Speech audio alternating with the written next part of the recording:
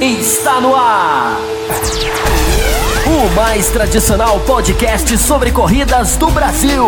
Os comentários e o debate sobre automobilismo de um jeito que você só ouve aqui. A partir de agora, Thiago Raposo, Diogo Gomes e Fábio Campos apresentam Café com Velocidade. Café com Velocidade. A dose certa na análise do esporte a motor. Para você que nos ouve no cafécomvelocidade.com.br, estamos começando o último bloco da edição 597 para falar sobre a MotoGP. Dessa vez só eu e o Fábio Campos. O Will não ficou com a gente, não acompanha muito a MotoGP, ele falou, até assiste, mas não com tanta atenção quanto a Fórmula 1. Então eu e o Fábio Campos estamos aqui para falar tudo sobre a categoria das duas rodas, com um pouco de atraso. A categoria já está na segunda etapa da temporada, correu no último final de semana na Argentina, mas fez a abertura algumas semanas atrás no Catar, que teve, né, Fábio Campos, aquele final eletrizante e repeteco de 2018. Seja esse bloco também, Fábio Campos. É um prazer voltar a falar de MotoGP, não é, Raposo? Aí nessa nossa volta de podcast em 2019, que já foi um pouco atrasada por vários motivos, enfim, que não vem ao caso, mas a gente já engrenou a terceira, quarta marcha lá na Fórmula 1 e a MotoGP a gente está recomeçando agora nesse bloco, né? Essa caminhada de 2019 e é sempre um prazer, não é, Raposo? A gente falar de uma categoria tão rica, com tanta variedade, com tantas opções, com tantas alternativas durante corridas, durante campeonatos. É muito legal voltar a falar da MotoGP. Você acabou de citar aí a prova do Catar, que já foi uma prova muito...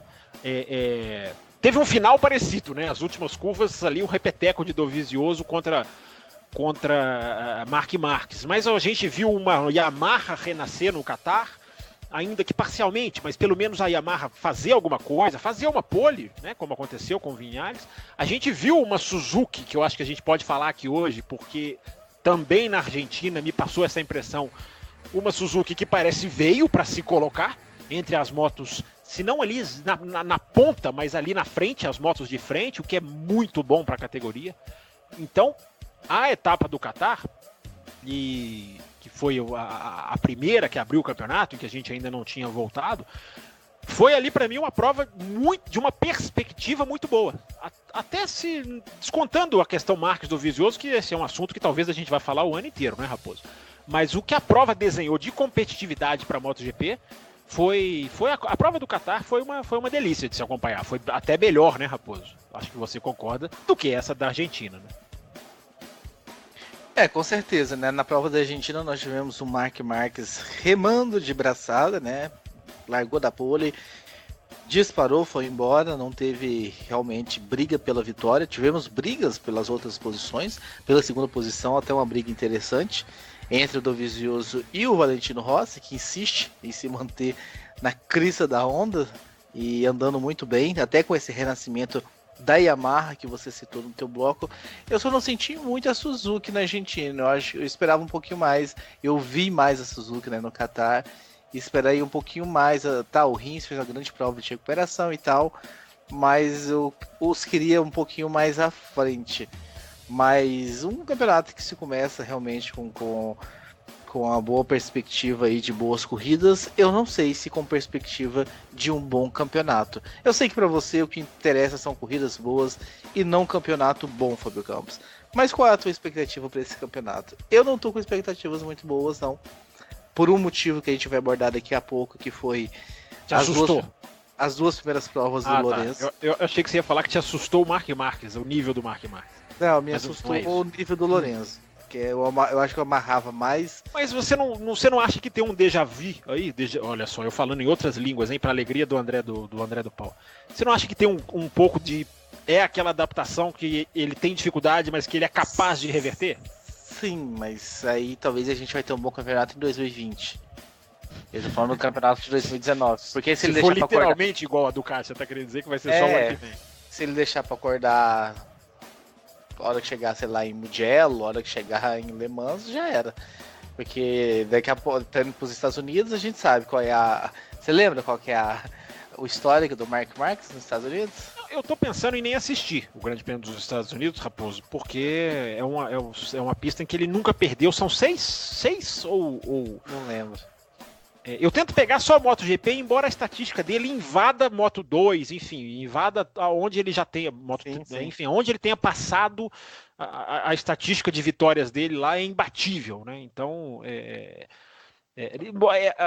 Sachsenring, Alemanha, e Austin, é dificílimo você apostar, porque, vamos lá, você falou a questão do campeonato, eu até te cutuco para a gente entrar um pouquinho nesse assunto. A pré-temporada, Raposo, é importante a gente fazer nesse bloco um pouquinho de recapitulação, mostrou uma Honda com muita dificuldade. A Honda não foi bem na pré-temporada, os próprios pilotos, a gente sempre faz a ressalva, né, de se estão falando a verdade ou não, embora o piloto de MotoGP seja, na essência, um piloto mais sincero do que o piloto de Fórmula 1. Mas a Honda não se destacou na pré-temporada. A Honda, a gente até viu uma certa dificuldade em instabilidade, a gente viu o Marques cair no Qatar, o Lourenço caiu 2 vezes no Qatar, então ficou essa pulga atrás da orelha, um pouco apagada pela prova na Argentina. Mas a minha perspectiva de campeonato, Raposo, eu não sei se você está querendo dizer ali mais na questão até da tabela de pontos, que não te anima muito, ou se você citou mais ali a briga Lourenço, enfim, para a gente entrar mais a fundo nesse assunto. Eu não me desanimei tanto com o campeonato nessa Argentina, como no ano passado, que você há de se lembrar que nós cravamos o título do Marques aqui em 2018 na Argentina, na segunda corrida do campeonato, porque ele fez aquela atuação assombrosa tomou 3 punições e mesmo assim chegou na frente e recuperava a posição a toda hora. Essa prova ele dominou. Você não se arrisca? Você não vai se arriscar esse ano? Não, porque eu acho que eu ainda não tenho essa confiança técnica pelo que eu ando lendo e até observando nas provas de que a Honda... Porque se a Honda estiver no mesmo nível, a gente sabe que o Marques vai fazer a diferença. Eu ainda não sei. A Ducati está muito forte. A gente viveu aí 2 semanas entre Qatar e Argentina de uma extrema pressão de bastidores, de julgamento, uma coisa meio Fórmula 1 misturada com futebol, né, Raposo? Quanto à legalidade daquela asa da Ducati na roda traseira, debaixo da moto, aquilo gerou uma comoção enorme, que significa que a Ducati tem de fato uma grande vantagem com aquilo, comprovada com aquilo, senão as outras equipes não bateriam tão forte como bateram nessas 2 semanas. Então, Raposo, eu ainda não cravo uma Honda estável, que se tiver estável, o Mark Marques vai passear. Mas eu ainda vi, posso estar enganado, a gente está se baseando em 2 corridas apenas, mas eu ainda quero esperar para cravar. Eu acho que a gente foi ousado, embora fomos corretíssimos, né, em cravar o Marques na segunda prova do ano passado. Esse ano eu tecnicamente não tenho essa certeza quanto à Honda, embora, Raposo, para terminar, todas as informações indicam que em velocidade de reta, que é a grande força da Ducati, a Honda já teria alcançado e às vezes até ultrapassado. O Qatar mostrou isso. Mas curva faz muita diferença e a questão também passa pela estabilidade da moto nas curvas. Esse ponto de interrogação eu ainda tenho, Raposo. Veremos o que acontece. Estados Unidos, a gente sabe que realmente o histórico do Marques é realmente terrível, de bom. Terrível é a palavra. Terrível a palavra. Mas explica essa questão de você não botar fé no campeonato, é mais pela questão do Lourenço ou passa por isso que eu falei da briga pelo título? É a briga pelo título. Mas aí é coisa... Talvez exista um pouco de picuinha pessoal minha nesse julgamento. Talvez eu esteja me permitindo ser... Você não tem isso. Você é um rapaz isento, imparcial. Talvez eu esteja me permitindo ser um pouco Marcelo Cesarino aqui nesse meu comentário. Vai irritá-lo. Você não deveria ter cutucá-lo com vara curta. Eu não levo fé no Dovizioso. Então, por mais que a Ducati esteja e tal, sim, eu acho que o Dovizioso, em algum momento, ele pisa na maionese. Não sei se essa expressão existe. Nunca ouvi. Nunca ouvi. Adaptada, mas enfim. Nunca ouvi. Mas entendi o que você quis dizer. O Petrucci também esse eu não confio. Esse eu não me conformo com escolher o Petrucci no lugar do Miller. Não sei se você concorda, já falei isso aqui ano passado. Concordo. Não então, para mim, a Ducati já sai de jogo. Mas aí tem muito desse meu pré-julgamento com o Dovizioso. que pode me surpreender, de repente. Mas a moto é muito boa, Raposo. Talvez o que sustente o Dovizioso é que não há reclamações da Ducati em termos de moto, termos técnicos nesse momento. Então isso talvez empurre o Dovizioso mais adiante. Mas enfim, continue. A Yamaha e a Suzuki, por mais que chegaram, não me parece que chegaram ainda nessa condição de enfrentar a Honda. Mesmo que a Honda esteja um pouco mais abaixo, o que a Honda consegue com o Marques.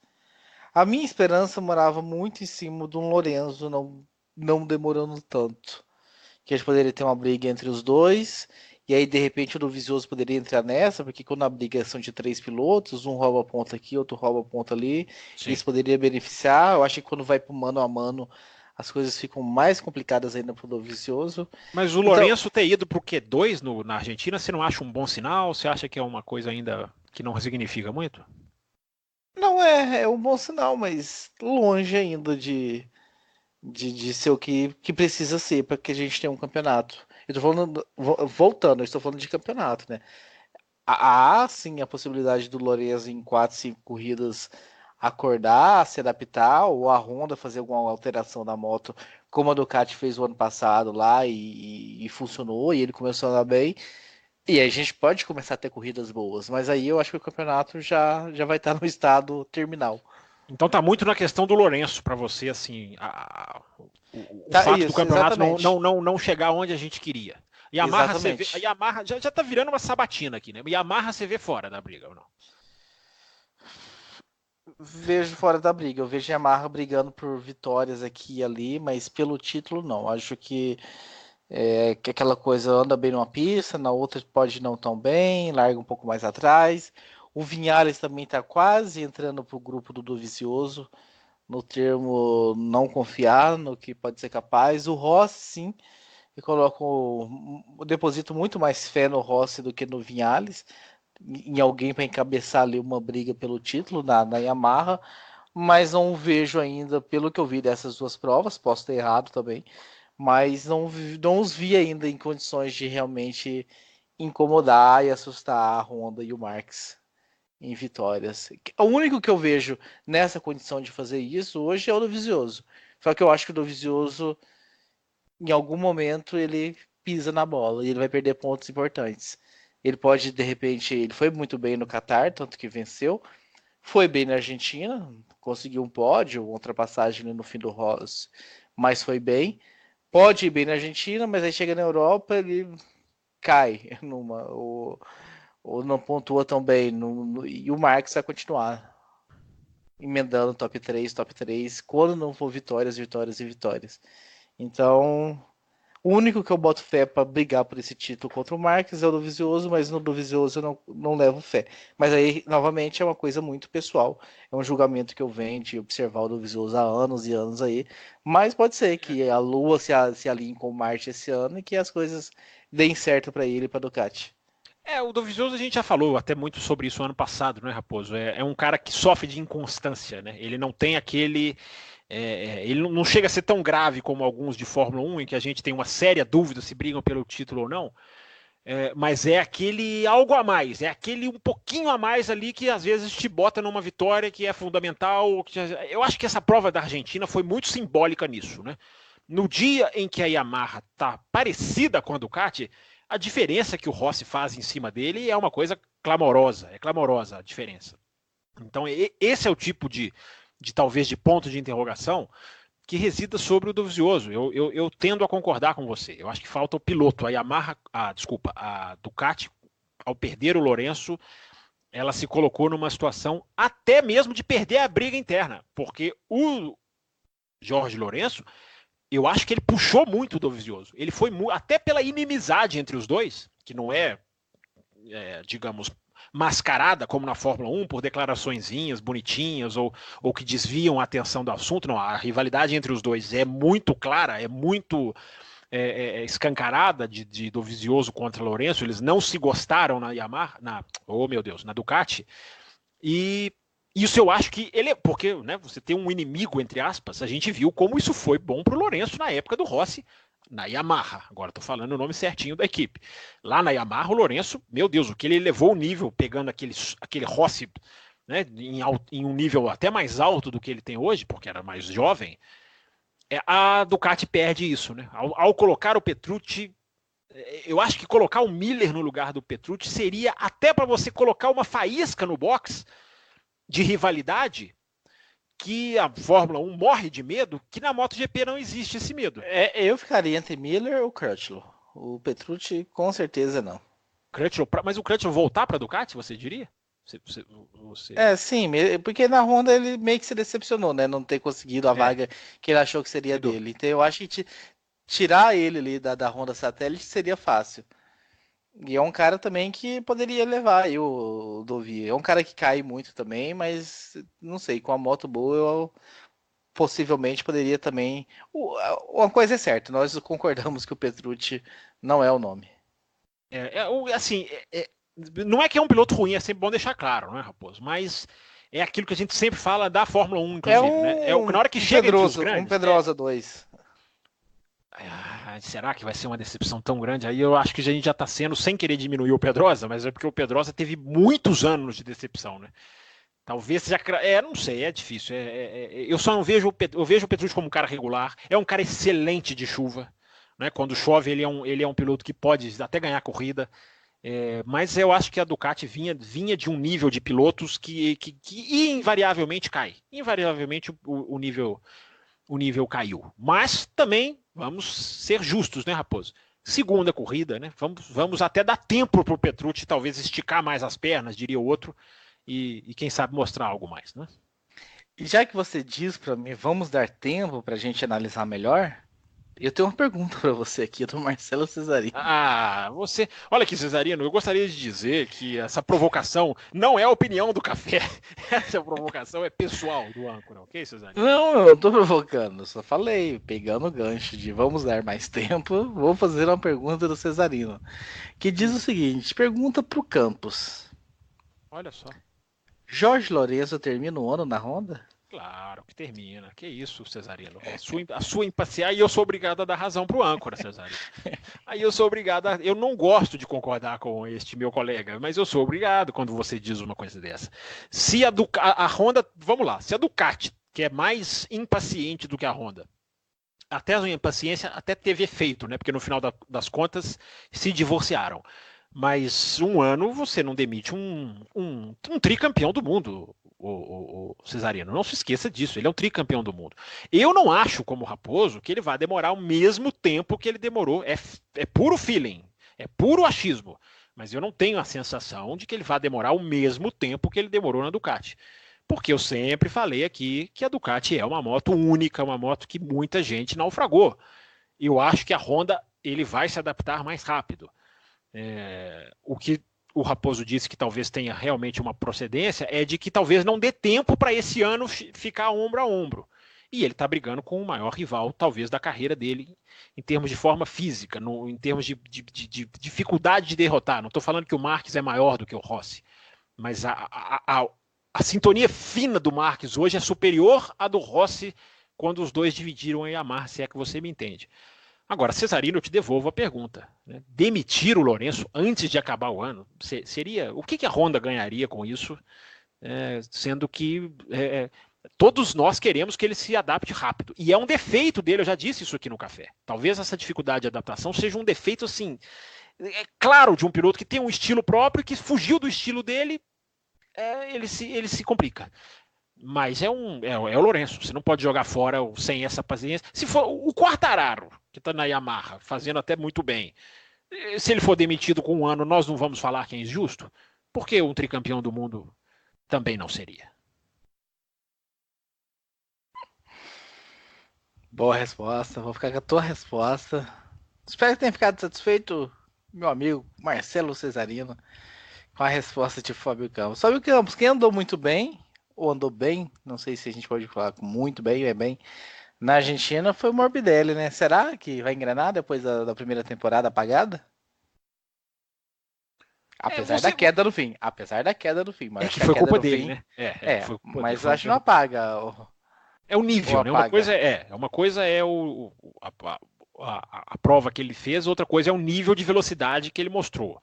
né? Um pouco do que a gente falou no bloco de Fórmula 1 da Ferrari. Uma coisa é o resultado, outra coisa é o nível de velocidade. E o nível de velocidade dele foi. Aliás, da moto, né, Raposo? É impressionante como essa Yamaha nova, essa Yamaha B, né? Essa Yamaha satélite, já que não pegou a estrutura, né? Exatamente pronta, como acontece em muitas equipes, meio que começou do zero, não exatamente, mas enfim, não é uma sequência.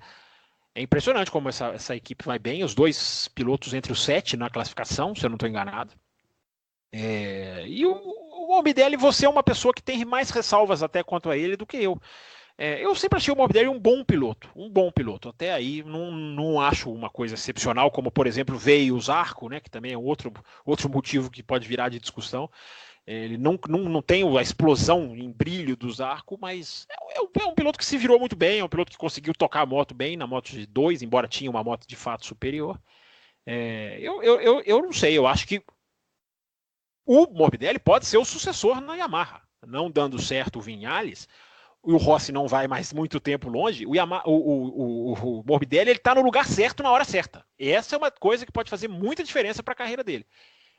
Se o Crutchlow estava no lugar certo, mas na hora errada, que a gente falou de não ter sido promovido para a Honda, o Morbidelli é só ele não estragar tudo.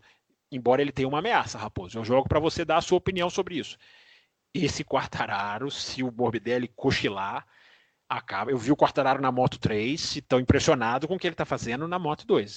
Na MotoGP. Na Moto 2 até ele não brilhou tanto. Na Moto 3 eu gostei mais dele, mas eu acho que se o Morbidelli não elevar o nível que a gente estava falando da Ducati, o Quartararo rouba esse privilégio dele, não?